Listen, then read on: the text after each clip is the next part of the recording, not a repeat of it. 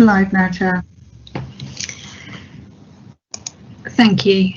Welcome to this meeting of Economy, Skills, Transport and Environment Scrutiny Board. My name is Councillor Laura Rollins and I'm the chair for this meeting.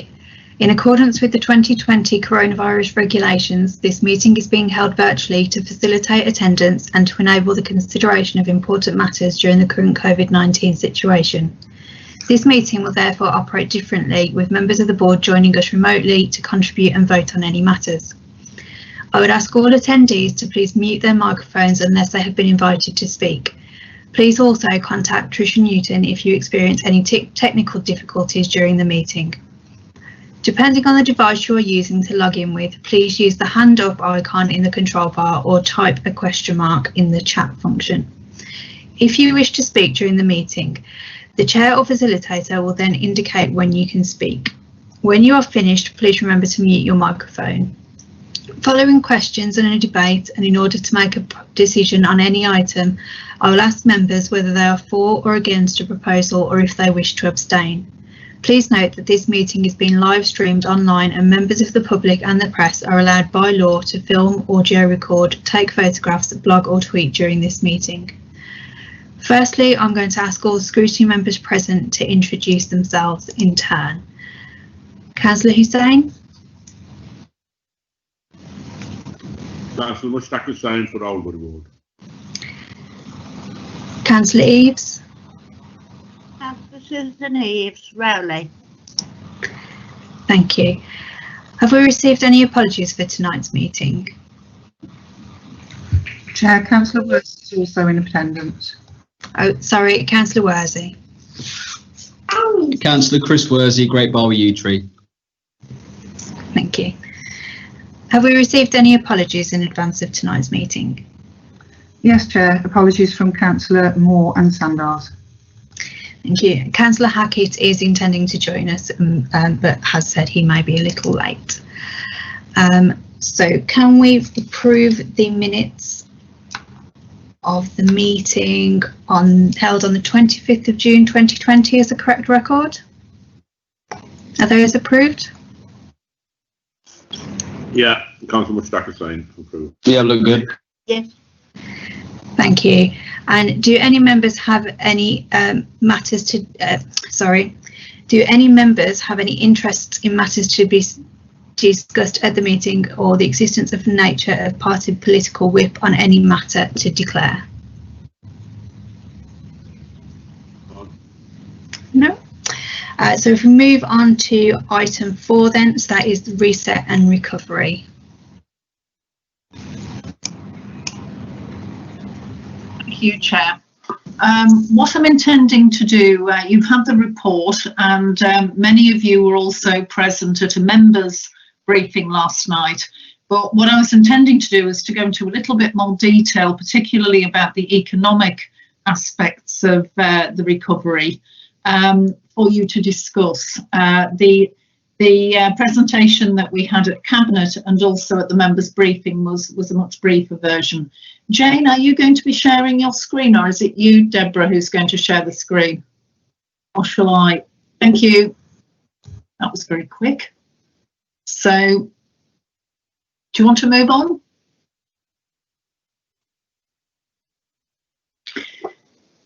So as has been set out previously, you know, it is going to take a lot of years before we know what the impact's going to be. And as the Chief Executive said last night, many of the experiences that we have do mirror what's emerging nationally. However, because of the poverty in Sandwell, it has meant that we're vulnerable to the direct and indirect effects of the pandemic. So what I'm going to move on to, because we've continued delivering the services, but what we now need to think about is how do we respond, how do we develop our recovery plans, and how do we take into account the things that we really need to change following COVID. Okay, a little bit about the roadmap. So you can see here what we did between May and July was the immediate crisis response, then on to consolidation. And where we're up to really moving to now is between consolidation and implementation. So we're presently at the point of reviewing the impact assessments and identifying the principles and looking at what we need to do to change the services moving forward. So, impact of COVID on the community, and as I say, I know that some of you heard some of this last night, but there's a little bit more detail in some of these slides. So where I recognise we covered things last night, I shall move on a little more quickly. So the impact group was chaired by Leslie Hagger and Alan Caddick, so Children's and Housing and Communities. And what they did was have a look at what the impacts on, particularly on the unequal impacts on society.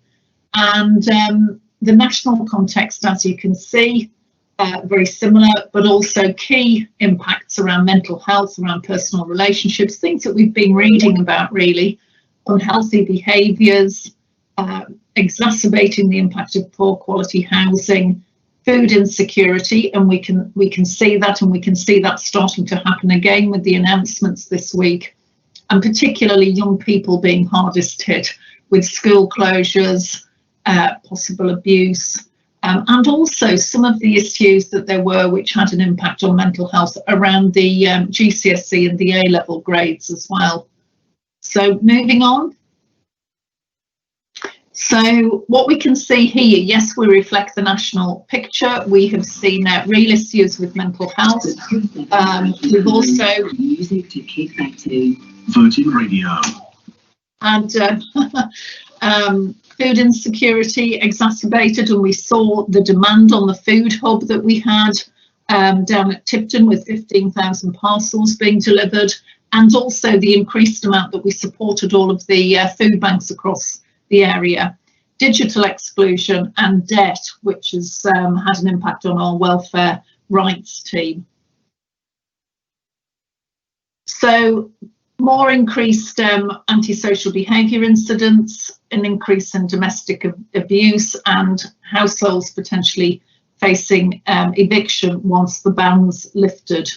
And I know that many of you have seen some of the reports that have come through, and there's been reports led also by various political parties looking at the BAME groups and the actual impact on those communities that has been particularly bad. It's been terrible in some areas, and a lot of that is intergenerational housing, and also because of some of the employment that some of these groups of people, and the areas that they live in, areas of high pollution, making people more vulnerable.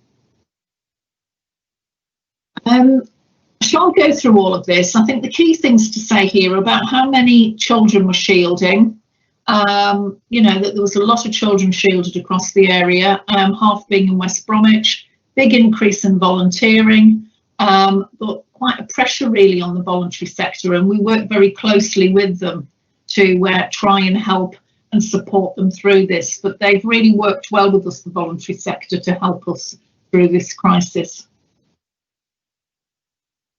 And here are some of the impact with COVID cases up to the 4th of September that you can see in certain areas, which of course Lisa has been through with us at briefings, where there are particular numbers of people, and we can see that increasing now as more cases rise.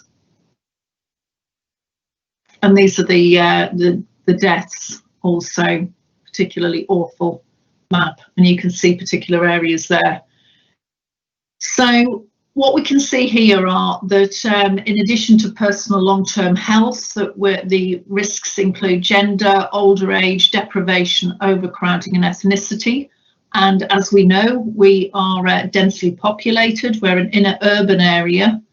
And whilst it is widespread, what you've seen on those maps is it's concentrated on the central part of the borough, and that the spatial impact in the borough is uneven. But we can see Tipton, Central Wednesbury, Central West Bromwich and Smethwick emerging as areas particularly vulnerable to COVID. So the key findings were from this particular group that it exacerbated existing weaknesses in the community, relating particularly to poverty and deprivation, And we need to do far more by engaging with people in a culturally sensitive way. And this is something that we've shared with MHCLG, who are particularly interested in the work we've done with faith sectors and different groups. Changes in our own organisations so that we do things more corporately, and a real focus on resources and understanding what we think the measures of success are. So they're the key ones from the community. As I say, a little bit more than what you heard for those of you who were at the member briefing last night.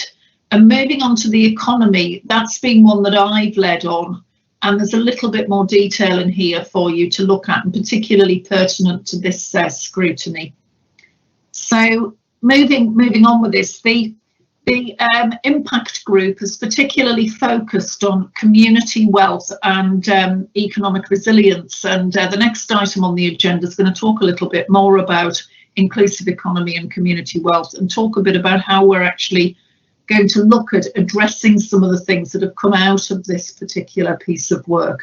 So the officers who've been involved are from employment and skills, from the connections team, from business growth, procurement. We see procurement as having a real role to play in this work, finance, and also communities, so that we're understanding the voluntary sector and social enterprise as well. So as you can see here, some of the biggest impacts we'd expect nationally were around the social distancing and opening. We know we're in a recession. We've heard some information today from the Chancellor about continuing some of the support. I must admit I haven't had a chance to read all the detail yet, but we know that some of that support will continue. The labour market statistics are lagging, but they still show how badly this pandemic has affected employment rates and business closures. In the West Midlands particularly, KPMG have carried out a piece of work which shows that the impact is higher in the West Midlands. The levels of furlough are higher. The automotive industry has been affected more, particularly the supply chain as well, which of course is important in the Black Country. And we're also looking at what the impact on the high street is. That actually the number of shops could halve in 2 years because of online shopping being up. And particular impact on the different types of skills and workplaces. So our vulnerabilities have been particularly a lower paid population, lower than average. Many of the skills we have here are higher skilled jobs with people coming in for those, but we're still seeing that there's a productivity drop in this area of 36%, which I guess you'd expect because many places had to close. We're seeing that places with higher entrepreneurial activity recover faster, which makes us think we need to do more here with business support and work in schools around entrepreneurialism. The Federation of Small Businesses is expecting around a quarter of SMEs to close this year, and self-employed people particularly being hard hit, as we've just said with the last stat, with that being a big impact in Sandwell, around 14,000 people being vulnerable. We can see here the number of jobs that have been affected and the impact on younger workers as well. We're expecting this to increase potentially, but again, we need to look at what the announcements have been today with furloughing and how that will continue, or what type of scheme will be in place. There's been a reduction in vacancies. Job Centre Plus have reported that, and also that many of the people looking for jobs, the skills don't match entirely because of the higher level number of people, the higher level skills that have lost jobs as well. Again, digital exclusion I mentioned before, and understanding what's happened with the colleges and universities is something that we're now working on and looking at, given that young people have just gone back to further and higher education. So unemployment has more than doubled, and you know, we can see here what the percentage is. It's higher than the regional average. Universal credit claims have doubled to around 36,000. Again, tallying in with what I said under the community area. And the following maps will show how this has increased. So you can see here in February that there were areas where we had higher unemployment in areas of Smethwick, some parts of Tipton and West Bromwich. Really, most of them being around the 12 to 9%, 16%, the highest areas being Brighton, Soho and Victoria. But you can see how this changes, and the blue areas, darker blue areas, show where that's increased. And this is with furloughing as well. So, you know, this is where jobs have been protected with a furlough scheme, but still we've seen unemployment increases. So we've been administering grants, as you're all aware, and, you know, awarded 55 million nearly through the Revs and Bens team, with many businesses contacted directly to remind them to contact and put an application in. We've adapted European funded programmes to make sure that it helps with emerging changes that are needed in staff skills. And also we've had a discretionary grant scheme, which we've paid out nearly 2 million and are looking at how we do top-ups and other things so that the money isn't returned for those who maybe weren't successful with grants. As you can see, manufacturing being around 20%, a fifth of the money that was given out. So we've done a lot of work with the Combined Authority around kickstarting the economy, not just in terms of things with employment and skills, but also some of our regeneration schemes. So making sure that we're still continuing with those, the work that we've been doing around the West Bromwich Gateway and, you know, the Bull Street area, the work that we're doing over in Friar Park and around the Midland Metropolitan Hospital, trying to push those on, trying to continue with any housing schemes that we have. Clearly, we've still got the aquatic scheme going ahead. So trying to keep that going, keep the jobs there, but also working on a wider basis to look at further input that we might need and that will help with jobs in the area. Working with the local bids, for example, to reopen the high street safely. So there's been a fund that we've been administering to make sure we put in place barriers and signage to help people, further business support that we've got, and work with the business growth hub in the area. Further funding was allocated to the LEP for that. The development of the Community Wealth and Inclusive Economy programme, which Nikki will talk about after my bit, and all of the other types of support that you'd expect through the employment and skills team: redundancy, apprenticeship, training and school leaver support. So the key things that we came up with in the impact analysis, which you'll have heard last night, anybody who tuned into that, is really the disproportionate impact on young people. You know, there's a lack of apprenticeship vacancies, university options, unstable employment, a low skills base, impact on those who are over 50. Types of skills and employment support are going to be different, which links into the mental health point. There may be more that we need to do to get people's confidence back, to particularly people who've maybe been isolating or shielding, trying to help them get it back into the market, as well as knowing that we might have to deal with a higher skilled cohort. Digital exclusion: how do we help people access IT much more? And that's part of our plans with when we open the libraries, etc. And then particularly the economic impact on BAME communities and how we start to look at ways that we can help those communities to get higher skills and get into different jobs as well, so they're not exposed as much in the future. So some of the key things overall are, we've said digital exclusion quite a few times, well-being, young people, lifting community wealth, which, as I say, is actually an item. I think it's agenda item 5. And then making sure that we're communicating with local people. One of the good things that the Combined Authority has done is have a citizens panel, and Nikki has been part of that, who's on the call now, and she's you know, participated and listened to some of the conversations. There have been people from Sandwell involved in that, and there's been some really interesting points coming out about how it has affected our local communities. So the next steps, we're presently in the process of communicating all of this to staff and partners. We had a staff conference today where we went through some of these slides. We've established the thematic working groups based on the themes to develop the council approach, and more work will be done on that next month. And then in mid-December, we'll have the first draft of a refreshed corporate plan to look at, well, how do we deal with this? What is our operating model and how do we take this forward?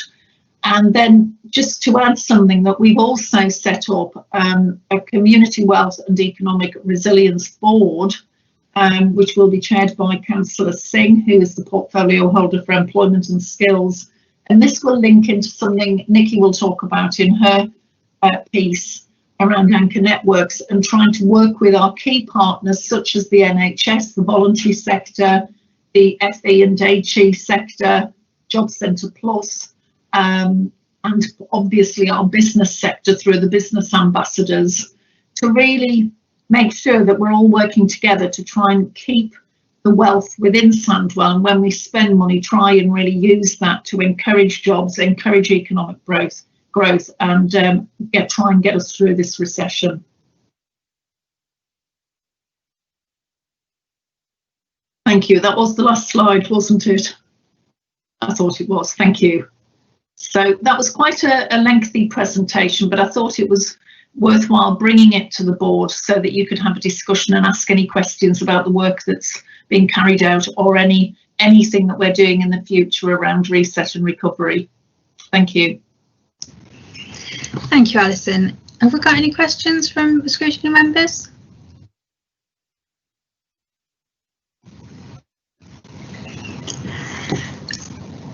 If I start then, Alison, I think the first bit, I'll do both parts actually. The first bit is about do we know what impact from an economic perspective the local lockdown has had or we're projecting to have, and then also sort of the same question around the new restrictions that were announced this week, particularly around sort of pubs closing early and the restriction on numbers of people at weddings and the impact that has on the supply chain.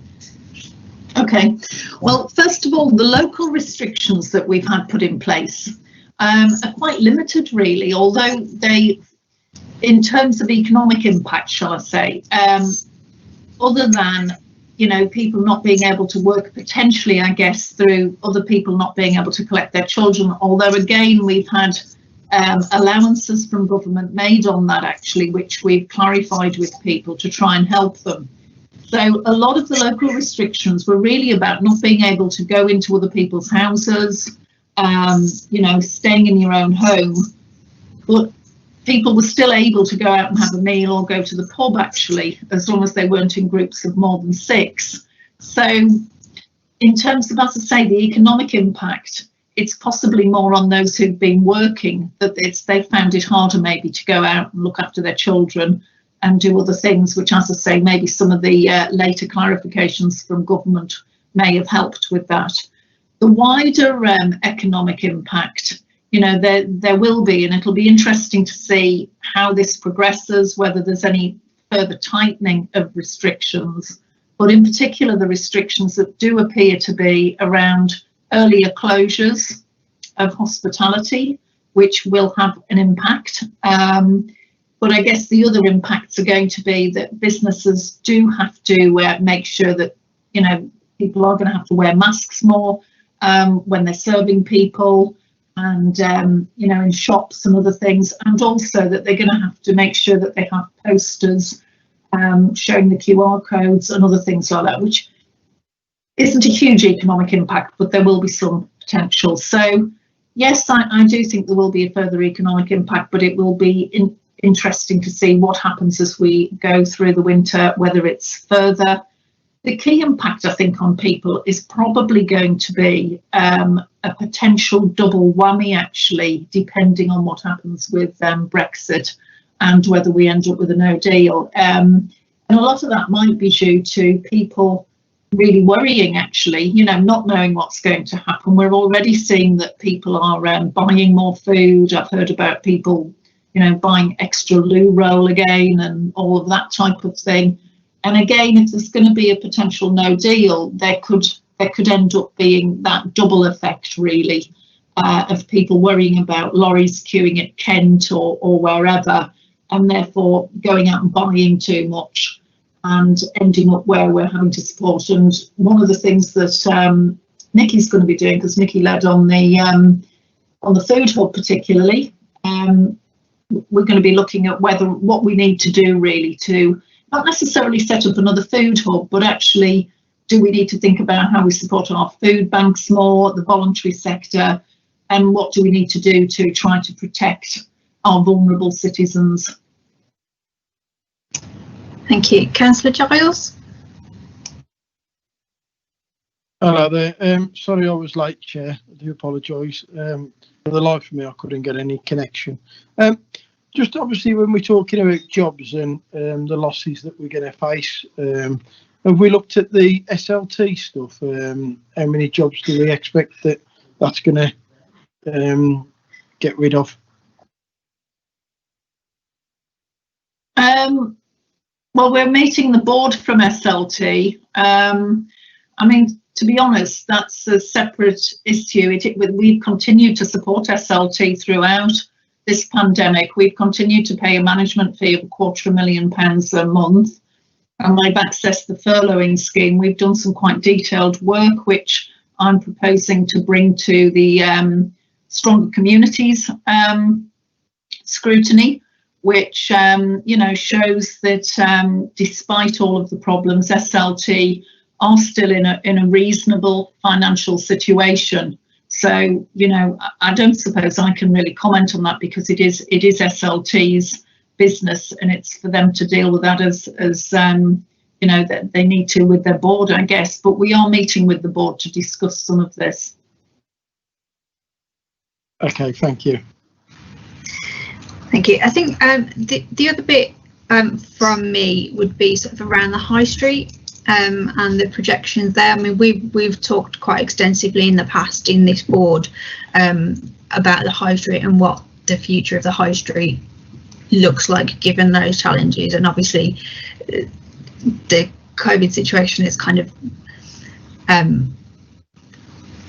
brought a lot of those things that we'd already thought were going to happen with the increase in online shopping forward much quicker. I was just wondering, around the funding that was announced towards the end of last year, the High Street Task Force funding, has anything been said? Because I'm assuming that any plans with that have obviously been put on hold during the current situation, and while I would assume while we don't know what the situation or where the end of this situation is going to be, but has anything been said about whether that funding will still be available or whether it will be repurposed in some way? No, nothing's gone on hold at all. I mean, I would imagine that there has been a few delays with some of the government guidance, I think there might have been, but nothing has been put on hold. I'm surprised you haven't had a briefing on it for members, but it might have just been these specific town groups, actually. So I would recommend that we bring something to this scrutiny to look at, because there's a lot of work being done across West Bromwich, Smethwick and Rowley Regis, which is where we can bid for up to £25 million for the Towns Fund. And in each of those areas, the boards have been meeting. We initially did have to obviously stop the board meetings, but we've started doing that again virtually. There's a super board, which I think is meeting, if not next week, the week after, which is chaired by the chair of the Black Country Chamber. And really, the bids are coming forward. We've put out proposals across each of the towns for different types of projects that would contribute to the overall funding bid. And they've been assessed by independent assessors against the government criteria. And we've now come up with a range that are going to go to the board for them to look at and agree that that's what they want in the final proposals, and to make them as strong as possible to get those off. So, no, a hell of a lot of work has been going on in that behind the scenes with the spatial planning and regeneration team. And I would definitely suggest that you should ask for something to come to this scrutiny. If I haven't already suggested it, actually, I might have already done that with Deborah. That it's brought forward, you can have a look at that. Are all members in agreement that we request that item to be brought to a future meeting? Yep, sounds good. Yes. Brilliant, thank you. And then the only other one that I wanted to touch on was around the digital exclusion. And I noticed on one of the slides it said that actually there was a significant proportion of digital exclusion with young people, which is often not what we talk about when we talk, quite often when we talk about digital exclusion before, what we've been focused on generally older people. And I was just wondering what we've learned from this impact analysis, sort of how that impacts the approach we had taken to digital exclusion previously, or whether that had already been taken into account. I think it's probably been highlighted more because the places where young people can normally access computers, such as at colleges and in libraries, weren't available. So we know that a lot of young people have phones and they access things through that, but clearly telephones and other things, they're okay for certain things, but not for maybe doing job applications or other types of activity, other pieces of work. And I think that's been highlighted, that is the key part of the digital exclusion. I would suggest, and I wouldn't say every young person has a phone, I'm sure they don't, but in terms of keeping up to date with social media, many will have still been able to do that through their telephones, but it's the other things about accessing jobs, accessing HE, is usually better when it's done with PCs. And I know that some of the schools have looked at schemes around laptops and distributing laptops, and I know that there's been funding. I can't speak as well as my colleagues in education and children's would be able to, but there have been schemes looking at that. And then part of what we want to do with when we reopen libraries is look at how we make more space available in the future for computers, but also how we help people access them in a way that fits within the COVID guidelines as well, around cleansing and other things. So I think there is more to do there, and there's more to think about really for the future around our spaces really that we have and how we encourage that more. And I think probably something with businesses, a question was raised this morning at the staff conference by somebody about SMEs and about 60% of business now being carried out online. And so it's something we need to influence through the business growth packages that we can access. How do we help businesses understand that more and, you know, do more things online, but at the same time help our own residents who might not be able to access that? Yeah. Councillor Hussain? Yeah, thank you. Alison, the impact is going to be huge from top to bottom, everyday life, workplace, everything. My concern is there anything in place for mental health, depression?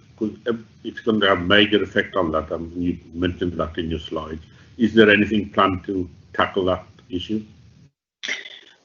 There are things that are available, and again, I guess my area isn't in public health or you know, the adult social care, but we definitely are seeing an increased need for mental health services.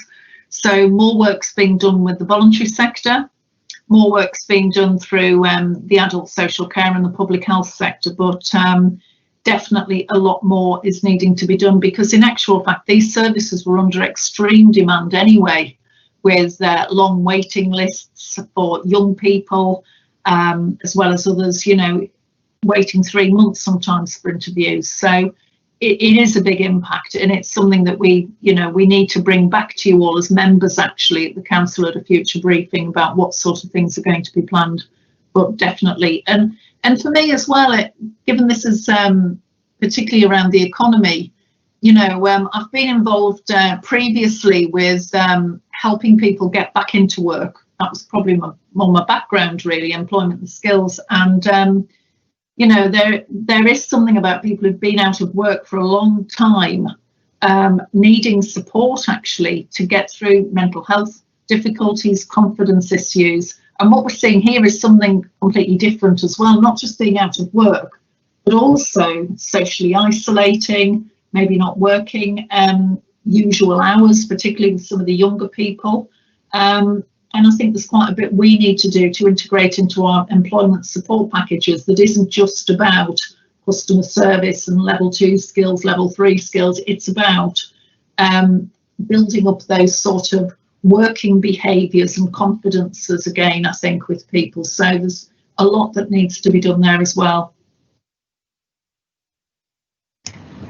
Just on that, there is a joint scrutiny meeting with the Children's and Education and Adults and Social Care Scrutiny Boards, I believe, on mental health. But I think that is potentially one of the things sort of a little bit down the line where we could take a closer look at in terms of economic impact and employment. Are there any further questions?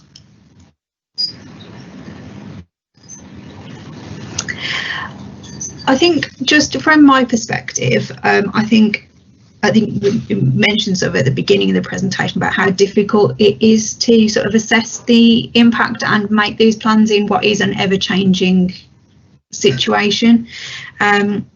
So I think that perhaps for future scrutiny meetings for this year, I think what might be helpful from a scrutiny perspective is to perhaps drill down into some of those sort of like more tangible individual bits within that, and also I think looking at particularly around some of the lessons learned, and looking at how we've been sort of forced to do things differently and how actually some of those things could actually be a better way of doing things rather than going back to how we were doing them previously. Scrutiny members have any thoughts on that?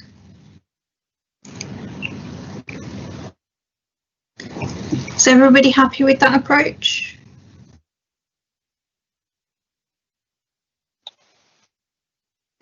That sounds like an excellent approach. Thank you, Councillor Worsley. Okay, brilliant. Thanks then, Alison. If there are no further questions on this item, we'll move on. So,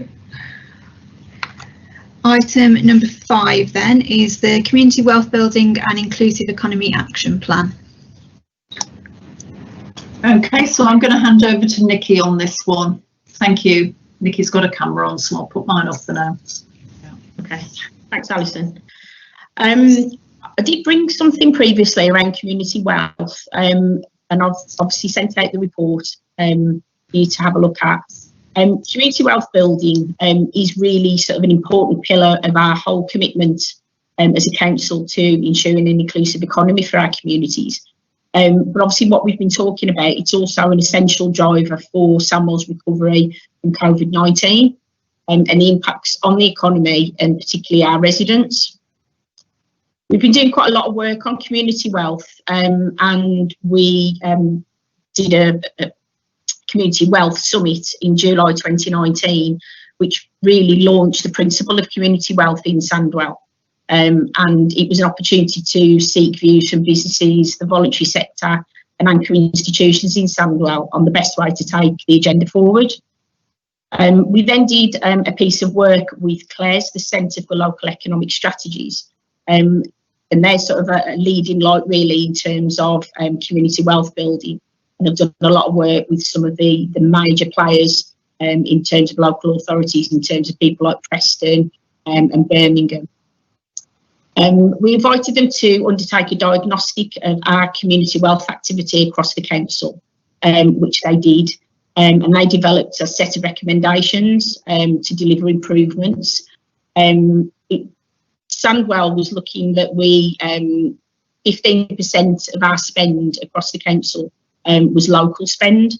If you compare that with people like Preston, who are over 50%, obviously there was areas for us to improve on. The diagnostic report that Les put together, they used 5 community wealth building pillars to assess us against. And those are fair employment and just labour markets, plural ownership of the economy, making financial power work for local places, progressive procurement of goods and services, and socially just use of land and property. So the final diagnostic report that we received, as I said, included a series of recommendations, but also some strengths for the council and also its partners. and obviously we want to use those to work on and to develop further. And those strengths were around a real healthy voluntary and community sector that we've got good working relationships with, and they've got good working relationships between themselves, a developed understanding of our land and our assets, and provision and protection of grant funding for the voluntary community sector, and that was seen as a real strength. What we've done with the recommendations from the CLES report is we've developed that into a community wealth and inclusive economy action plan. We did this pre-COVID, but we've also looked at it in terms of COVID itself. We spoke to key stakeholders and looked at some of the opportunities for the short and longer term around community wealth that would assist economic recovery within Sandwell. So how does that sort of link with the Inclusive Economy Deal?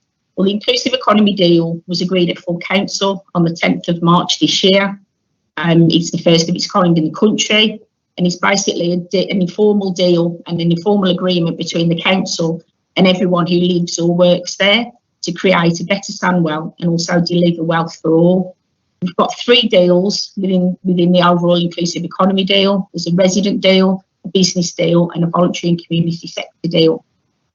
And the primary focus of the approach was around improving individual and community wellbeing, living standards, employment opportunities, and also encouraging sustained investments to build 6 towns.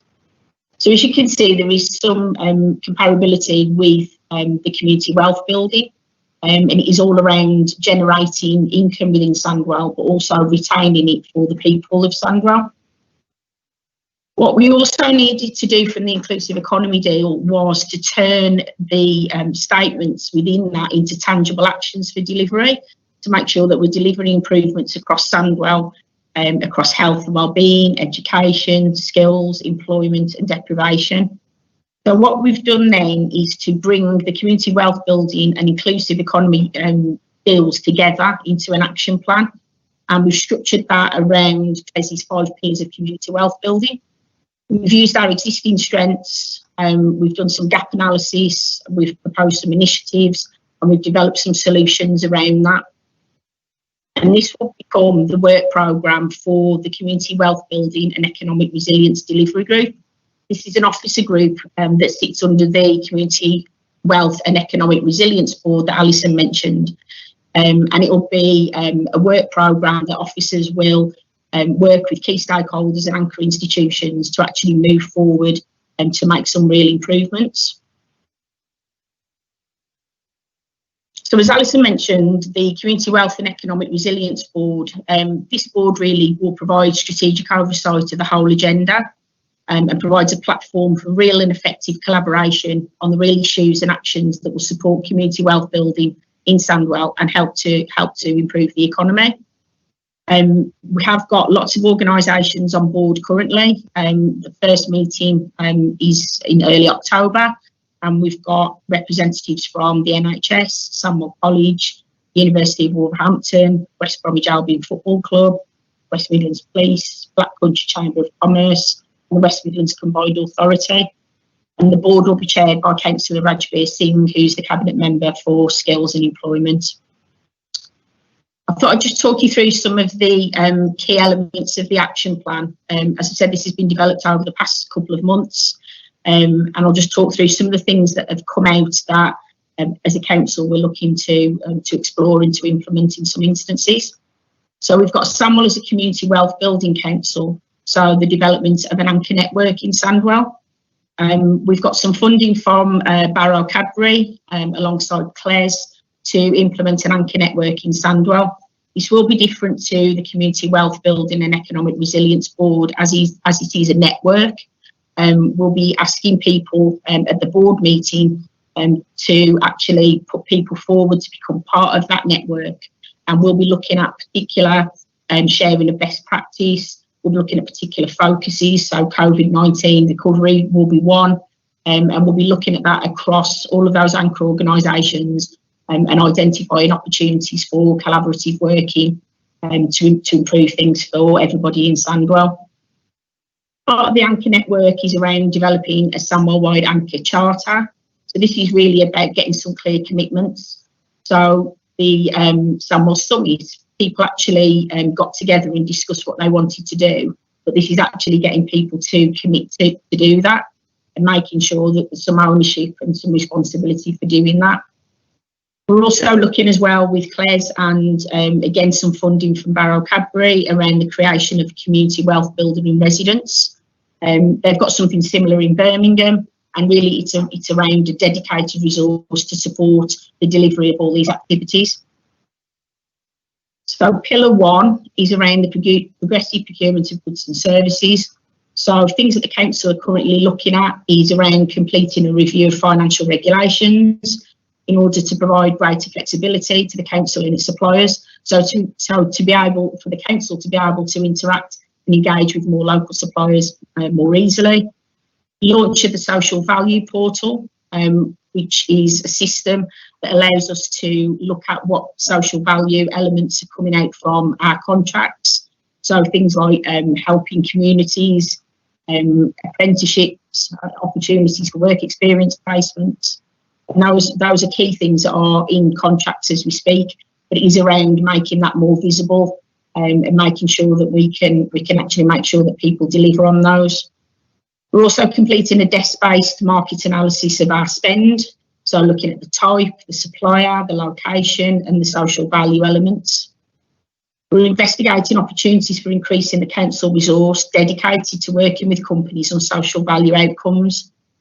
So making sure that this is seen as a real priority and putting the resources in the right place to actually supporting companies to provide that social value within Sandwell. We're looking to introduce a new ICT system, which is called Oracle Fusion in 2021. And that will give us more detailed and accurate information of our spend activity, which is crucial if we want to take this seriously. Pillar 2 is fair employment and just labour markets. It's around completing a modelling exercise to analyse the impacts of implementing the living wage in Sandwell Council. So at this point in time, this isn't a commitment, it is around looking at the impacts of that. Undertaking a light touch investors in people accreditation next year. We've already got the silver accreditation, but this is around reflecting on that and using some of the recommendations to develop an employee offer. And that's about showing what it is to work at Sandwell Council and the benefits to that, so that we can encourage more young people to actually come and work within the council. And part of that is around developing an employee viability proposition. And that is really around articulating what it is like to be an employee of the council. We've already got a Leaders 2030 programme in place. We want to introduce some additional modules to that with a real focus on community wealth. So particularly our managers, who are the ones that do a lot of our procurement and interaction with voluntary groups, actually understand what community wealth is all about. And one of the exciting things really was around working with our anchor partners as part of the network to develop reciprocal secondment and work experience placements for employees, so we can see the benefits and we can share best practice and understand how other organisations work. Pillar 3 is the socially productive use of land and assets. We've got an emerging asset strategy and we want to embed the community wealth building policy into that. We'll be completing a mapping exercise of our assets and illustrating the community wealth building impacts and ensuring this is a key feature of future economic development decisions. And also ensuring community wealth building principles feature highly within the Towns Fund programme that's been mentioned. Pillar 4, making financial power work for local places. So this is something that Preston were proactive with around using pension funds to do some of the development in their sort of city centres, was around taking a lead role in prompting our pension fund to become more progressive and identify some real opportunities that would directly benefit Sandwell and its residents. And the 5th pillar is the plural ownership of the local economy. So doing more work with the voluntary community sector, helping them to increase their capacity and capability to manage assets. So trying to get people to work together, so more than one group, so multiple groups getting together so they've got more of a capacity to perhaps take on a community asset and manage it for themselves, and potentially around delivering services as well, for them to be able to do that on behalf of the council and anchor organisations. Improve our existing offer and support to local businesses and those interested in locating within Sandwell. Gain a more informed understanding of the different community models and funding streams that are available, which will help support local communities to do more for themselves. And complete an options appraisal for setting up a municipally owned energy company. As we said, we also looked at the action plan in terms of COVID-19, and there's some specific things that we've included as a result. A couple of those things are around completing a comprehensive assessment of the impact of COVID-19 on local businesses, and that piece of work is underway. Exploring opportunities to link it to the Future Jobs Fund, which is a West Midlands Combined Authority initiative, and also mapping our local needs and flows of goods and services and how this has been impacted by COVID-19 as well. So those are sort of some of the main elements of the action plan. The action plan has got more detail contained within it, and at some point, obviously we can share that if that's relevant. Alison mentioned about the citizens panel, so while I've got the opportunity, I just thought I'd sort of talk to you about that. The citizens panel was a panel of 36 local people from different ages, ethnicities and backgrounds, and it was led by the West Midlands Combined Authority. There were 3 people from Sandwell that was included within that 36 people. They met using Teams, so it was a virtual way of doing things. They met across the summer. They looked at the impacts on the region of COVID-19. They shared their experiences of how the pandemic had affected them and their families. And they were asked to talk about specific topics, such as health, the virus itself, young people, employment. And what they did is they developed 6 key priorities, which they saw as being key to helping the West Midlands recovery.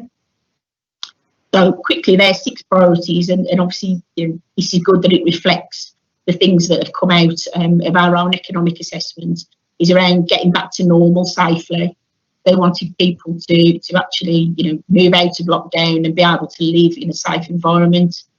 Healthcare, so they wanted people to use track and trace and to actually go along with what the government advice is. Mental health, making sure that people who need it get the mental health support and they can access that where they need to. Education and preparing children to go back to an adapted school environment, understanding that might be worrying for some children and for some families. Employment, creating new jobs with an emphasis on apprenticeships and entry-level jobs, and making sure that people can develop the right skill sets to enter the workforce, particularly for those people who've lost their jobs due to COVID-related reasons. And promoting and supporting businesses, especially smaller businesses and local businesses and the self-employed, and also by encouraging people to buy local. And making sure that that's sort of a thing that comes out, that the more local people use services and buy products, that will help the whole sort of economy, really. So that's it from me. If there's any questions. Councillor Worsley, did you want to come in and say anything on this? No, I think that's an excellent summary. I think I'm quite excited about where we are now. Look forward to the big board meeting. It's coming up soon. We've done the heavy lifting. It's just time to bring everyone together and start implementing it, basically, isn't it? Got any questions from Scrutiny members?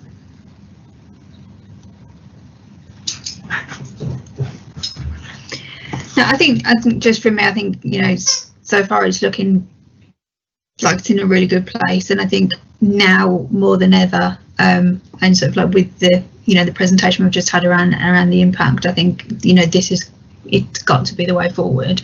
I would be really interested to bring this back to a future meeting in, I don't know what you feel, sort of like 6-9 months time, something like that. Alison?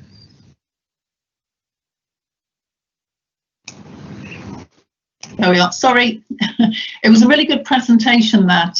Thank you, Nikki. I wanted to also just mention that today, Neil McEnroy, who's the Chief Executive of CLES, the Centre for Local Economic Strategies, has invited us to actually sit on a panel at their forthcoming conference, along with Birmingham, to talk about the work we're doing. So, you know, really positive. I'll take up the offer and make sure we're there and look at whether any members can go to that as well. So, but really positive, I think, that they're contacting us and asking us to be involved in that. That's really good. Thanks for that, Alison. Are there any other comments and questions from Scrutiny members? Nope. Okay, thanks very much, Nikki. That was a really good report. Okay, thanks. So if we move on to item 6 then, the planning white paper. Thank you, Chair. I'm Andy Miller, Strategic Planning and Transportation Manager in Alison's Directorate. The paper you've got, the report you've got before you concerns a recently published white paper from the government on the future of the planning system. It was published on the 6th of August. Consultation runs until the 29th of October. The government has stated aims for this consultation is around streamlining and modernising the planning system. They're looking to bring a new focus for design and sustainability, looking at improving the system of developer contributions. Some of you will know this is the Section 106 and Community Infrastructure Levy. And they are looking to ensure that more land is available for development where it's needed. This is a little bit of a move, well, not a little bit, it's a major move away from the current system of planning in this country, where local authorities produce a local plan that allocates land. Planning applications are judged against that local plan, and it's effectively all applications are judged on their merits. This is moving more towards a regulatory system of planning where a much greater emphasis is placed on developments being, in effect, getting approval in principle as part of a local plan, so that there is much less involvement from local authorities in determining the detail of planning applications at a later date. There are a number of changes that they're proposing, and these are summarised in section 4 of the report.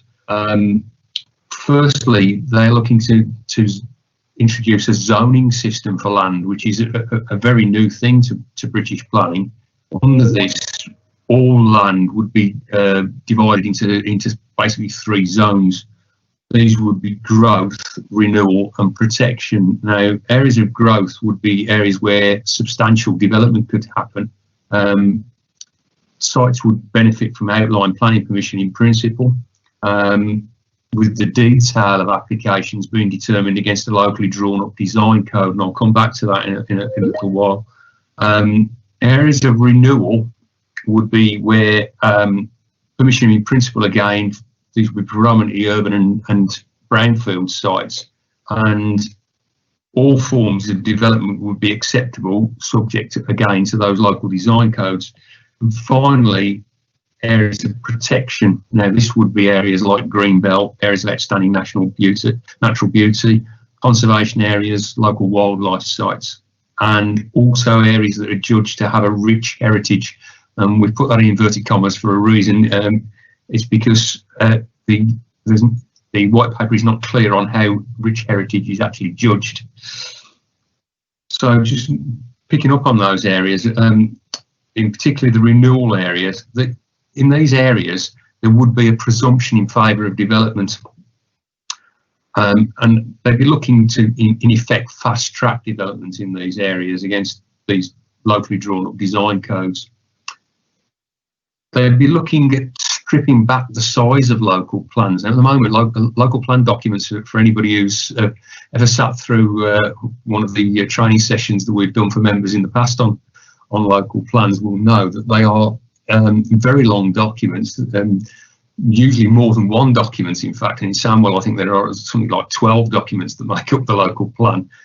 they're looking to strip this back quite significantly, and councils would have just 30 months from when this becomes law to reduce. They're looking to do away with the system of Section 106. These are where developers contribute towards the impact of development for such things like off-site highway infrastructure, for things like education provision, health service provision, that sort of thing. They're looking to move away from that by doing away with those, and also the community infrastructure levy. Now, this is something that not all local authorities have taken up, but Sandwell is one of the authorities that has. It's in effect, it's a tax on development. We only charge it for housing developments and for retail developments above a certain size. Governments are looking to do away with that as a local thing and actually set it nationally. Again, there is very little detail on how this would be determined at the moment in the white paper, but what it would in effect do is take away the ability for local authorities to set their own levy. They're looking at introducing top-down housing targets. This would in effect mean that each local authority would have its housing need determined at national level, and we would then be expected to make sure that we have sufficient land to meet that need. At the moment, the planning system includes a provision known as the duty to cooperate.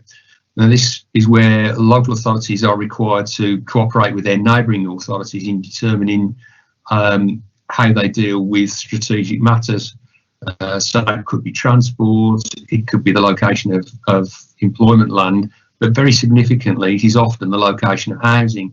And that's quite significant for an area like Sandwell, where we've got a very high housing need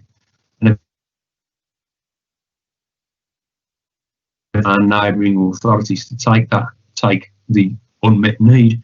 Under this system, that would be swept away, and it would no longer be necessary for one authority to cooperate with its neighbours in drawing up strategic planning. It does look at protection, so areas of open countryside with no specific wildlife or landscape protection would now be designated as protected areas. But that's also a change. The design codes that I referred to earlier, they would be setting up a body to support local authorities in the creation of these design codes. But there is a significant impact on local authorities in all of this, because the skills that are required to create design codes are, it's a rare skill. Many authorities don't have the staff with these skills at the moment, so there is a resource implication in all of this for local authorities.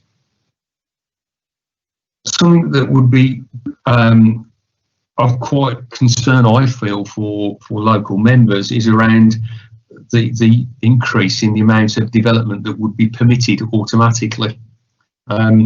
So within renewal areas in particular, certain pre-approved development sites will automatically collect planning permission. So that would remove the ability of local authorities to debate the principle of development. It would only leave local authorities with the ability to influence the detail of it. So, for instance, in a renewal area, both housing and commercial development would be permitted as long as it was in accordance with the design code. So if an application came in for a housing in an area, the principle of a housing development would be automatically approved. So the local authority would not have the ability to overturn that approval. It deals with digital planning, which is the final element of it. And this is about how increasing the public involvement in local planning by, in effect, digitising the service. It's around us making sure that we've got open data in planning. So this is a significant resource implication for local authorities who, in the past, have been quite heavily reliant on each authority developing its local plans, and it's still very much, in spite of the information being available on websites, it's still very much a paper planning exercise. this moves away from that to a much more standardised format of plans across the country, all in the same digital format. So that's a quick run through of what the implications of the white paper are. As I mentioned, it does have some resource implications for local authorities, because councils will now be required to have a chief officer particularly designated to deal with design and placemaking. Now, that could well be the existing chief planning officer in a local authority, but more authorities, and Samuel may well fall into this category, it might actually require the creation of a new post within the department, and under that there will be this requirement to have urban design professionals who could draw up design codes. So there is a resource implication for us. There are some governance implications around this, and I think the most critical one in all of this is that it does move away from planning by determining the merits of individual planning applications to a more regulatory and enforcement role. So it's more about checking that developments have been carried out in accordance with the code after they've been built. And the final one, which is quite important to us again, is by moving away from this system of Section 106 agreements with developers, where they pay for money for improvements to local schools, to roads or whatever, or the community infrastructure levy, which does much the same thing. The way this would work is that the national levy would be payable once the developments are occupied. Now, what that means is, in effect, is that if new highway improvements were required to support a development, the local authority would in effect have to pay for those up front and then recover the money when the development is actually occupied.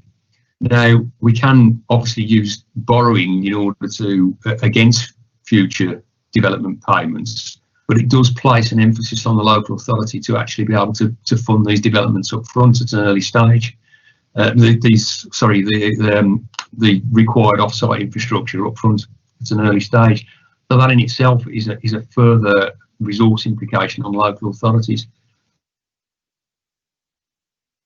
So what we're looking for really is, at the moment, is a steer from members about how the local authority should respond to this consultation. Say the closing date is the 29th of October, so we've got several weeks yet before we've got to submit our response.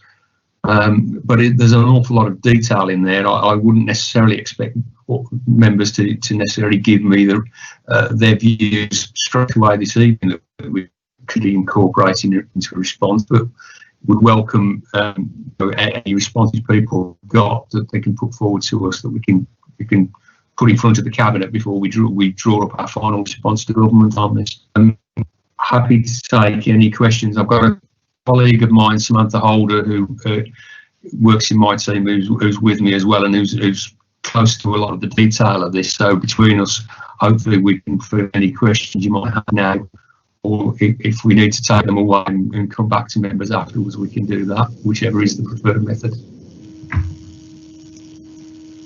Thank you, Andy. Have we got any questions?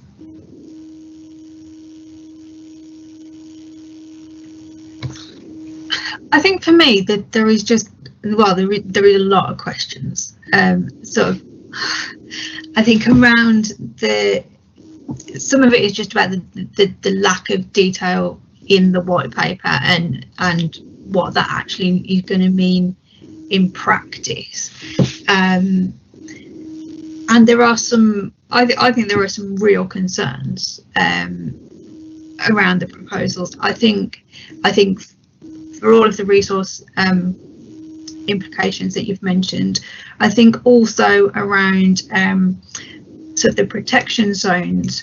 So we've done quite a lot of work in recent years about designating areas as sinks and slinks, and I think this sounds like that authority for us to designate those areas is going to be sort of taken away, that those will be zoned by the government, which is a concern. And then also within the renewal zones, it just without the details of how it will work in practice, it sounds very much like it could just get very messy very quickly, with a lot of different types of buildings put next to each other without the sort of type of consideration that we currently have. Yeah, I mean, I think that's partly going to be answered by the design codes when we see the detail in these. And I see Sam's actually put a hand up. I think she's probably going to be able to give you slightly more information on that than I would. But I'll just hand over to Sam, if you don't mind. Thanks, Andy, and good evening, everybody. Not many of you will know me. I've been here about a year, but it's been a very interesting year I've had here. I noticed Alison had got her hand up before me, so I didn't know whether Alison wanted to come in. It's an old hand, I'm really sorry. Oh, it's okay. Yeah, I'm a bit of an old hand here. Okay. Yeah, I mean, just to follow on from what Andy said, and I think it reflects back on a couple of the things we've already talked about this evening, interestingly enough. The government have published this white paper, obviously in the middle of the pandemic, and it's quite interesting, I think, that the white paper itself is concentrating very much on housing delivery, and doesn't actually go into any great detail about employment land or employment land delivery and support, which is quite interesting given what we've heard previously about the need for support during and after the COVID-19 issues, primarily because we are going into an economic recession. So you would have thought that the government, although obviously it's had its eye on other things, would have been aware of the fact that publishing what is in effect a 180-degree shift in the way that planning works in this country, would have been aware that that's going to have implications for the delivery of other than housing, shall we say. I think a couple of the points that I think would be useful to perhaps reflect on is the fact that as part of this consultation, the government is talking about having a set of national development management policies. So part of the reduction in the length and capacity of the local plan will come about because there will be a national set of policies. Policies in the local plan will be reduced, as Andy has already said, to things like design codes, which will have to be drawn up locally, and which the white paper says if you don't get local buy-in for these design codes, they're worthless. So there's again another issue about making sure that communities are involved in these design codes when, with the best will in the world, I don't have a huge grasp of design, and you're asking communities with many other concerns, to start looking at this sort of thing and ratifying the design codes that we're being expected to work to. I think again, the government have indicated that, as Andy has said, that the emphasis is going to be on design, it's going to be on enforcement.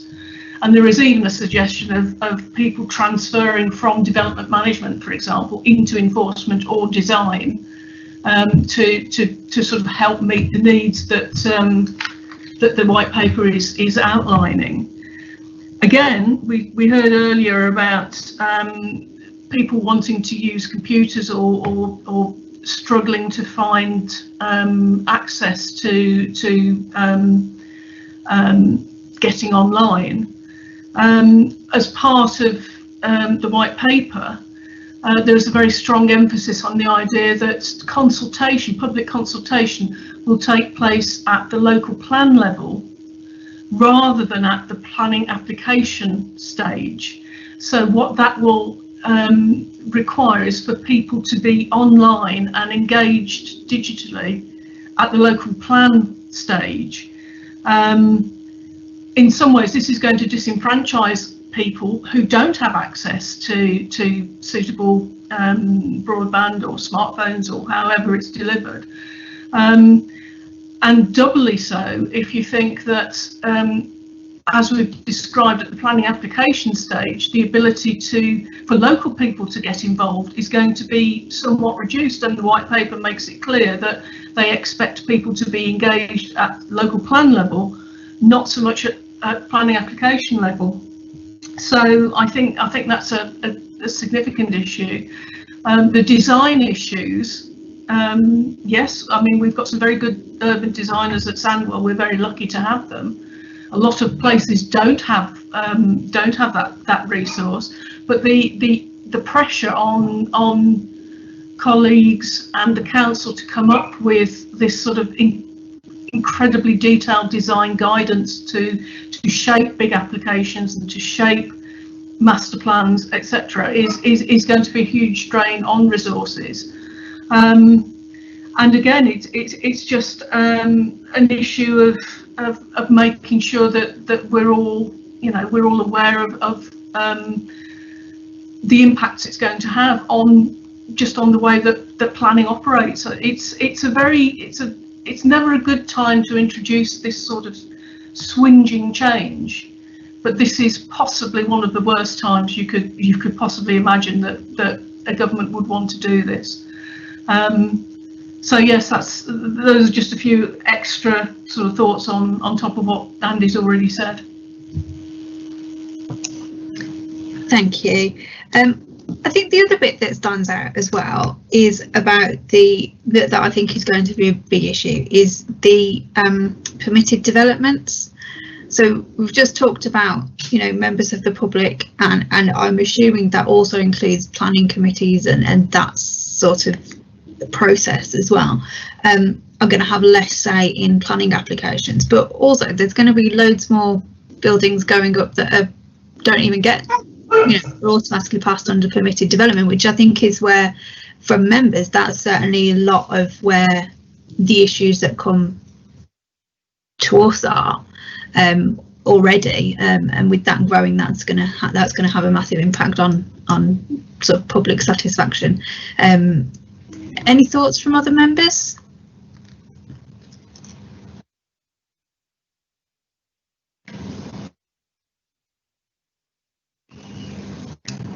Any particular other issues that people can foresee with this proposal?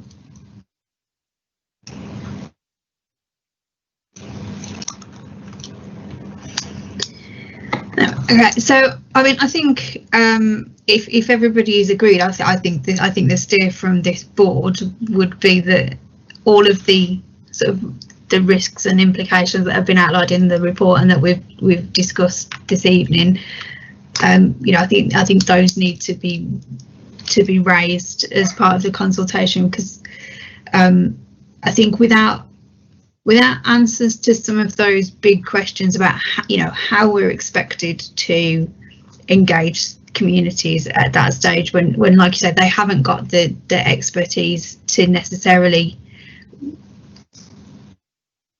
understand the intricacies of that process, where we're supposed to find these extra resources from, what it means in terms of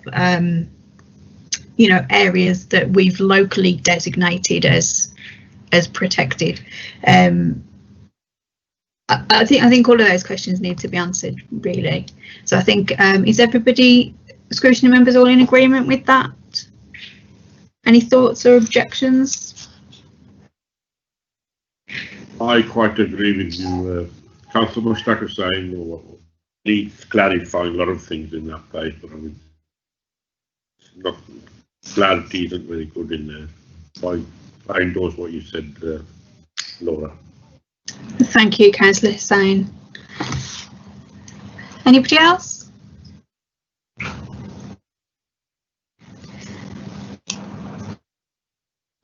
No, I think those would be the recommendations from the board. Then that we would agree with all of those issues that are raised in the report and those that we've discussed.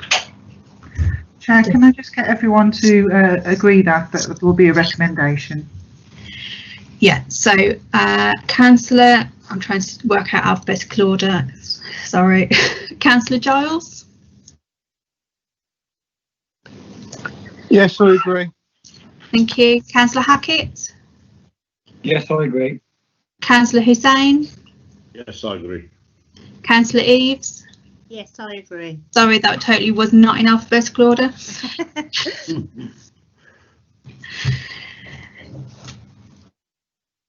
Okay, brilliant. Well, thanks very much both for that.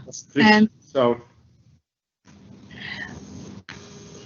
was there anything else before we finish on this item? Fish Water is a recommendation.